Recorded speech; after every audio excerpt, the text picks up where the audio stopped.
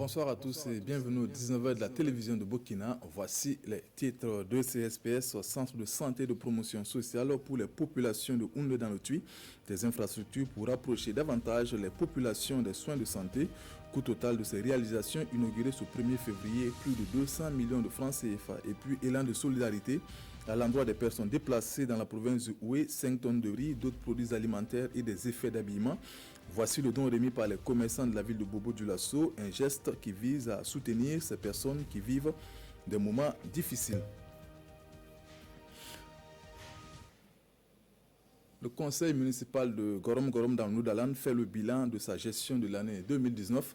Au cours de cet exercice de redevabilité, le maire a égrené les réalisations faites au titre des services sociaux dans la commune.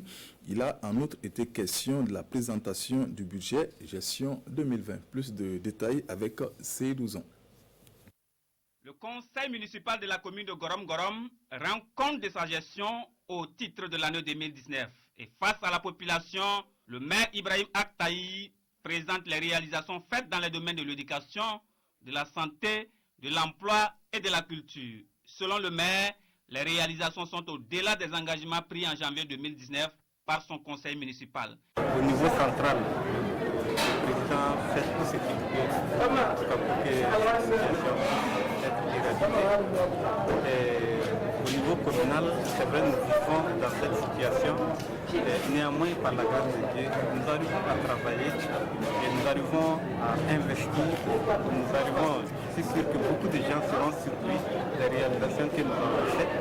Et nous vivons, on est obligé de travailler avec la situation sécuritaire. Journée de redevabilité, mais aussi d'interpellation citoyenne. Elle a permis à la population de Gorom-Gorom d'interpeller le conseil municipal sur les insuffisances de sa gestion. Le maire de la commune de Gorom-Gorom a également saisi cette opportunité pour témoigner sa reconnaissance à l'endroit des personnes physiques et morales qui accompagnent le développement de la commune. Elles reçoivent ici des attestations de reconnaissance. Cette journée de redevabilité de la commune de Gorom-Gorom a été possible grâce à l'ONG OVIV avec l'appui financier de l'Union européenne dans le cadre de la mise en œuvre du PUS, le programme d'urgence pour le Sahel. L'offre de soins de santé s'accroît à Houndé grâce à la construction de 2 CSPS, Centres de santé et de promotion sociale. Ces infrastructures devraient rapprocher davantage les populations des services de santé pour des soins plus adéquats. Coût global de ces réalisations, plus de 200 millions de francs CFA. L'inauguration s'est déroulée en présence de Moussa Tamboura et Moussa Sanon. L'offre sanitaire de la commune de Houndé s'agrandit. 2 centres de santé et de promotion sociale sont inaugurés en ce jour. L'un à au secteur 5 et l'autre au secteur 2. Des CSPS qui disposent chacun d'un dispensaire, d'une maternité, d'un dépôt pharmaceutique, de logements, de latrines et d'un incinérateur. Koho, ici on est à près de 7 km de la ville. Et il y a beaucoup de gens ici vraiment. Ça fait que il y a des urgences souvent, serait-ce que la maternité, qui cause beaucoup de problèmes. Voilà, dans la nuit, quand les femmes veulent accoucher, c'est vraiment un casse-tête. Alors, ce centre de santé à proximité va vraiment aider les populations, les soulager. Ces infrastructures sont réalisées par la commune de Houndé avec l'accompagnement de l'État et d'autres partenaires comme la société minière Houndé Gold Operation. Coût global des investissements plus de 200 millions de francs CFA. La réalisation de ces infrastructures de santé entre en droite ligne avec l'offre de soins et l'accès aux soins de santé pour être en phase avec un des axes du PNDS, le Plan national de développement économique et social. Et ce qui nous amène, nous, en tant que collectivité, à se pencher sur l'accès des populations de la commune à ces soins de santé. L'État ne peut pas tout faire. Et donc nous demandons aux fils de ce pays, aux amis de ce pays qui vivent avec nous, de nous accompagner. C'est ainsi que pour satisfaire la demande de la population en ambulance, j'ai demandé à tous ceux qui m'ont accompagné ce matin de nous accompagner pour qu'à la fin du premier trimestre 2020, la population de Houndé puisse avoir son ambulance. En attendant, ces infrastructures inaugurées portent à 12 le nombre de centres de santé et de promotion sociale dans la commune de Houndé, dont 4 réalisés par l'actuel conseil municipal qui ne compte pas s'arrêter. Les maladies liées au manque d'hygiène peuvent impacter l'épanouissement des enfants et constituer souvent des obstacles à leur rendement scolaire. Un constat qui a amené l'ONG Planète Enfants et Développement à initier le projet Coup de pouce. Il vise à améliorer le lavage des mains en milieu scolaire. Et après la phase pilote, les acteurs du projet se sont réunis pour faire le point. Reportage Presley Tiemtouré et Aruna Mari. Près de 90% de taux de réalisation engrangés au cours de la phase pilote.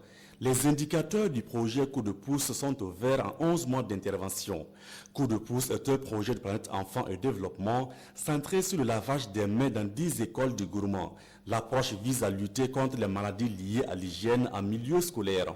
Nous avons pensé qu'en contribuant à améliorer l'hygiène à l'école, nous allons contribuer à améliorer la santé des enfants, ce qui va contribuer à améliorer les résultats scolaires. Le challenge a été relevé, c'est un satisfait réel. Avec l'apport de notre projet, nous sommes aujourd'hui à un bilan de près de 90% de lavage des mains systématique à l'école. L'expérimentation du dispositif lavage des mains et la recherche sont les activités phares réalisées dans le cadre du projet. Les élèves de l'école primaire du secteur 11A de Fadangourmand font partie des quelques 3600 bénéficiaires du projet. Le lavage des mains n'était pas la chose la mieux partagée dans nos écoles, mais avec le projet Coup de pouce, beaucoup d'élèves ont pu intégrer ça dans leurs habitudes. Ça a permis de minimiser les maladies liées au manque d'hygiène et d'accroître le taux de fréquentation et partant le rendement des résultats dans les classes. L'UNICEF et bien d'autres partenaires financiers appuient cette initiative qui vise la protection des enfants contre les maladies liées à l'hygiène. Après cette phase pilote, le projet Coup de pouce compte se déployer dans d'autres régions afin de vulgariser cette approche. Lancement d'une opération de salubrité à Bobo-Dioulasso en marge de la semaine de l'intégration, de la citoyenneté et de la cohésion sociale. Les autorités communales munies de matériel d'assainissement entendent donner un coup de balai au cadre de vie urbain et c'est à Kunima que le coup de balai de l'opération a été donné en présence de Hassan Gourabou et de Moumouni Barou. C'est parti pour l'opération de salubrité dans la ville de Bobo-Dioulasso. Cette croisade contre l'insalubrité vise à redonner à Bobo-Dioulasso son lustre d'antan. Pour le maire de la commune, Bourema Sanou, la question de l'assainissement n'est pas seulement de la responsabilité de la commune, mais elle incombe également à chaque citoyen. Nous devrions travailler ensemble pour que notre cadre de vie soit sain. Il est évident que la commune tente de faire quelque chose malgré ses efforts. Vous voyez comment la ville est. Et je pense que la salubrité aujourd'hui, ça doit être bien sûr l'œuvre de tout le monde. Donc à chaque fois que nous lançons une opération de salubrité, c'est une opération de sensibilisation. Demander à nos concitoyens et concitoyennes et qu'au quotidien, bien sûr, de leur chambre jusqu'à la devanture, que chacun doit travailler effectivement à l'assainissement, à la propriété de la ville. À cette opération de salubrité, les autorités coutumières et religieuses de la ville ont tenu à être présentes pour soutenir les initiateurs. Si nous avons un environnement sain, alors cela nous donnera également un mieux vivre. Et pour cela, nous avons beaucoup adhéré à l'initiative de notre maire. C'est pourquoi nous avons accepté de prendre une part active dans cette activité. Je vous remercie pour cette journée que le maire a introduite pour la propriété de la ville. Donc, il dit qu'il n'a pas beaucoup de mots à vous dire tellement il est content de ces gestes. Avant d'aller sur d'autres sites de nettoyage, le maire Bourema Sanou invite les habitants à cultiver l'esprit de civisme afin de rendre propre la ville. Élan de solidarité à l'endroit des personnes déplacées dans la province de Oué. L'acte vient des commerçants de la ville de Bobo-Dioulasso à travers une remise de vivres, 5 tonnes de riz, d'autres produits alimentaires ainsi que des effets d'habillement, un geste qui vise à soutenir ces personnes qui vivent des moments difficiles. Plus de 7 millions de francs CFA ont été mobilisés pour cette action. Moussa Tamboura, Siriki Milogo et Ismaël Satunin Paris. Des vivres pour semer un peu de joie dans le cœur des personnes déplacées. Près de 5 tonnes de riz, 200 bidons d'huile, 630 paquets de spaghettis et 50 cartons de savon. le tout d'un montant de 7 millions de francs CFA. C'est le don que les représentants des victimes des attaques terroristes installées dans le Houé reçoivent ici. Un geste de l'association des jeunes commerçants de Bobo-Dioulasso. Compte tenu de la situation insécurité de notre pays, il y a des déplacés qui ont laissé leur ville malgré eux. Actuellement, ils sont dans la difficulté. Ils n'ont pas de toit même à dormir, ils n'ont pas à manger. C'est tout ça qui a motivé de faire des dons. Nous avons jugé utile d'accompagner ces donateurs et en même temps reconnaître ce qu'ils ont fait et lancer un appel à d'éventuels donateurs également pour que la solidarité se manifeste dans tous les groupes, dans tous les secteurs d'activité. Accompagner les personnes déplacées du fait des attaques terroristes en leur permettant de vivre plus dignement, c'est tout le sens de cet acte de solidarité. Les mots me manquent pour exprimer notre joie. On ne peut que dire merci aux donateurs et souhaiter que Dieu les aide à faire prospérer leurs affaires. Nous sommes vraiment contents.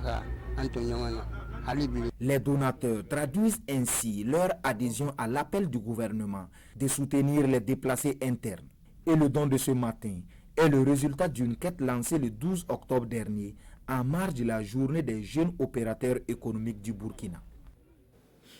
Acte 1 pour le festival Souka Bedjina à Dori dans le Sahel. Il s'agit d'un festival d'humour tenu sous le signe de la paix et de la cohésion sociale. Au menu, spectacle et atelier de formation des enfants en humour. Reportage Quilby, Albert Nebier et Lazare Sanou. À ce premier rendez-vous du festival d'humour Souka Bedjina, plus dans la matinée, les tout petits ont bénéficié de formation. Si ta belle-mère se noie, c'est un accident. Et si tu la sauves, c'est une catastrophe. Et, dans l'après-midi, ils ont tous effectué le déplacement de la salle de ciné de Dori. Un pari gagné au dit des promoteurs. Je fais souvent des spectacles pour les enfants ici à la salle de ciné, mais c'est pas un niveau que danse. Et quand j'ai eu la passion pour l'humour, j'ai commencé l'humour. Voilà, donc je me suis dit, mais pourquoi ne pas? Parce que j'ai vu qu'au Burkina Faso, le champ est très vaste. On a encore besoin de la matière. Je me suis dit, il faut d'abord aller à la base pour faire évoluer les enfants dans l'humour. C'est pourquoi j'ai mis en place ce festival dénommé Souka Bedjina, qui veut dire les enfants d'abord.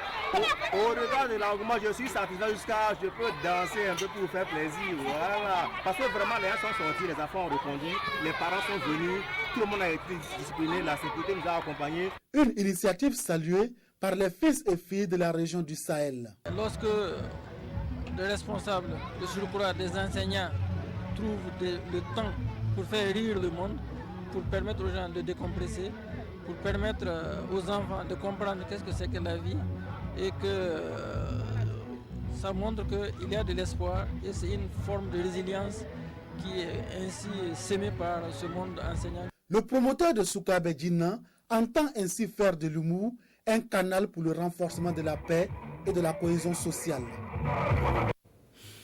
C'est la fin de cette édition. Merci de l'avoir suivi. Bonne suite de programme sur la RTB. Bonsoir.